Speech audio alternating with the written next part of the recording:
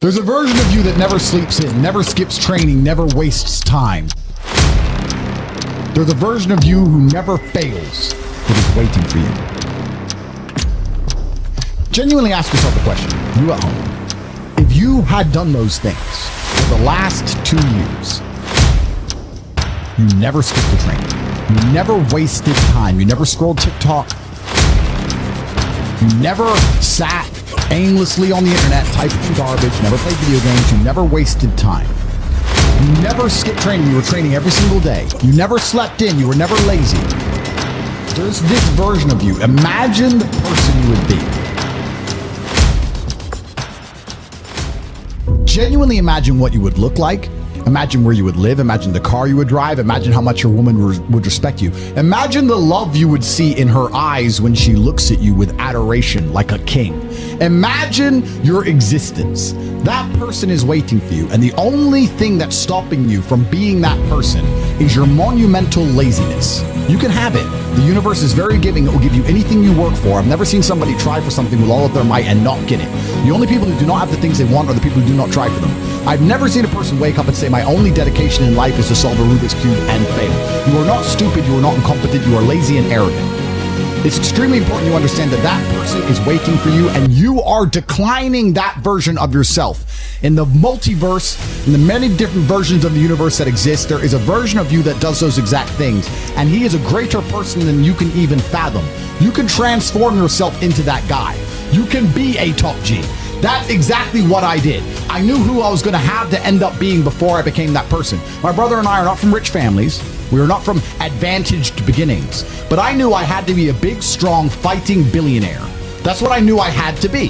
Discipline is the key to success. If you cannot force yourself to do something you don't want to do, how are you ever going to put yourself through the suffering required for greatness? If you cannot force yourself to train when you do not want to train, if you cannot force yourself to work when you don't want to work, or force yourself to eat right, how can you possibly ever become a monumentally successful person if you cannot control yourself long enough to do what must be done as opposed to what you feel like doing? A man must do what he is supposed to do irregardless of how he feels. That is the key component to masculinity, is discipline. If you do not have the discipline to dedicate yourself to anything, you are going to fail and be crushed by the people who can. If you only go to the gym when you feel like going to the gym, you're never going to be as strong as the people who go to the gym when they don't feel like going to the gym. That is a reality of life. So, I train every single day. I've actually heard from some people saying, you overtrain. And I explained to them, one, I don't believe in rest. I'm not you. I'm not pussy, and I'm not broke like you are, Mr. Fitness Trainer, standing around the gym teaching people for $50 an hour.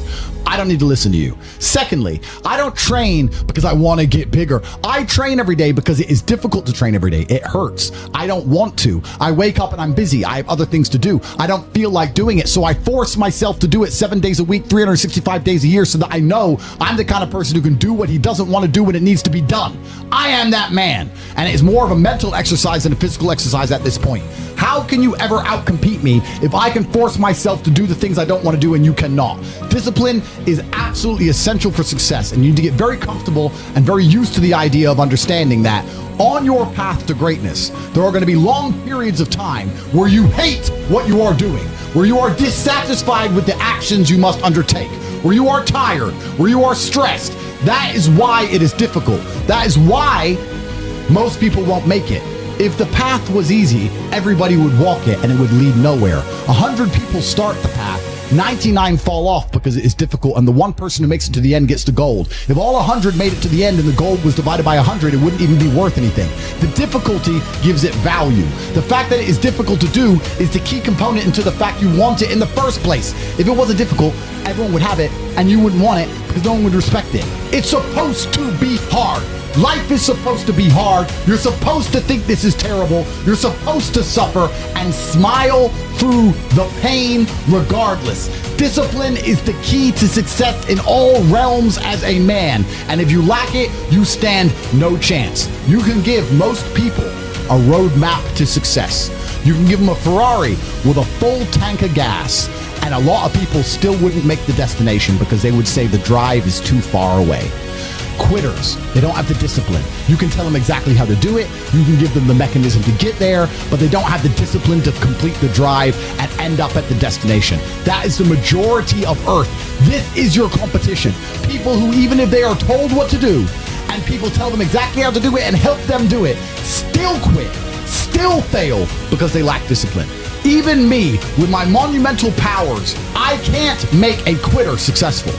It doesn't matter how good I am. It doesn't matter how easily I make it for them to succeed. It doesn't matter how compendious and concise and powerful the real world is. It doesn't matter how much I text them and motivate them, how many emergency meetings I do to try and talk to them and hype them up, how much motivation I give them. It doesn't matter what I do. If they are a quitter, guess what they're going to do? They're going to quit. No matter how simple the map is to read, no matter how fast a Ferrari is, somewhere along the drive, the sun's going to get in their eyes, meh, meh, and they're going to sit there and go, I don't like this, this is hard, and they're going to quit. Quitters are the number one type of people that nobody can help. If you're a quitter, I can't help you, life can't help you, God himself cannot help a quitter. So if you lack discipline, you lack the very basic building block to any type of success which exists on the planet. By every single metric which can be measured with science, you are going to stay a loser and a failure. So you need to pick the low-hanging fruit first. And the starting block to all of these things is your body. I believe you lift, stretch, move, improve your body, try and train MMA, learn how to fight, get stronger, get bigger muscles. It's a fast track to self-discipline, which will carry over into all other endeavors. And I would argue that is nearly impossible. In fact, how many people can say the gym saved their life? How many people do you know were depressed, started training, got in fantastic shape, and weren't depressed anymore? It is very easy. The low-hanging fruit is your body and upgrading your body. That is the easiest struggle, which is never going to backfire on you and never going to be a negative towards any other facet of your life. And when I look at men who are physical specimens, I think everyone naturally does this, but I'm going to openly say it. I respect them differently than I look at men who aren't. I have a different level of respect for them because they show me they have discipline. They show me they have motivation. They show me they're capable of doing difficult and hard things. Those are the kind of people I trust. They're not afraid of struggle. They're problem solvers. People who train are problem solvers, and you need to become one, and you need to become very, very adept at solving problems pretty quickly. I actually find it amazing there's people out there who aren't in perfect physical condition. Guys, let me tell you all a news flash. If you eat right and you train hard, you look good. Yeah. It's like a biological certainty. It's almost impossible to be fat and look bad if you eat right and train hard. Your body will react and give you exactly what you want. So why don't you all look like superheroes? Do you not understand how intimidating that is? It's when they look at a group of people and they all look like superheroes and they can tell they're all disciplined, all hardworking, all dedicated, all physically strong. The struggle is what's beautiful about it. That's the most important thing. That's what you have to understand. The key is to keep training. If you train hard every single day, you don't have to worry about a little bit of vitamin C. It's true. If you don't train and you don't smoke, you're still going to be a pussy. Yes. The answer is always hard work. As soon as you are granted life, you are guaranteed death. What you do in between is up to you.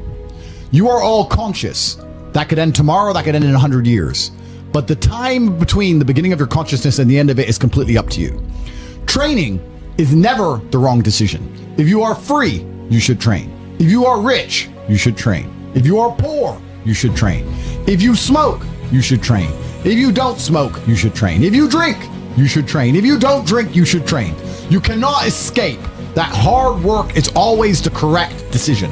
There is no time in any scenario when working hard is going to be the wrong answer. You should always try your very best in all things. I always knew the answer to everything is raw action. The answer to everything has always been raw action. My dad had a tweet about this. He said that raw action solves all. So when I was broke, I was never like, I'm poor, what do I do? It was, I'm poor, I have to do something. If I was broke, I'd go for a run. That's why I was such a great fighter. If I was broke, I'd sit there and go, I'm actually poor. How do I make money? Don't know. Where can I get some cash? Don't know. What work can I do? Don't know. I'll just go for a run then. And I just go for a 3-mile run. You just have to say, well, I have to do something. I can't just sit still and die. A lot of people are happy to just sit still and die or to go to sleep and take a nap. Well, if that's what you want to do, then you can say a loser. That's fine. I'm glad there are losers because if everyone had Lamborghinis, my Lamborghini wouldn't be fun to show off. I need you to look at it and feel the deep pain in your heart of regret and failure. That's the whole point of it. I need to drive my Bugatti and everyone be looking at it going, I'll never have one of those. And I can get all their energy and feel it all, and it makes me happy. Fantastic. So you can stay at home and do nothing. But when I was poor, I had to go for a run. I couldn't sit still or lift weights or do something. I couldn't even sleep.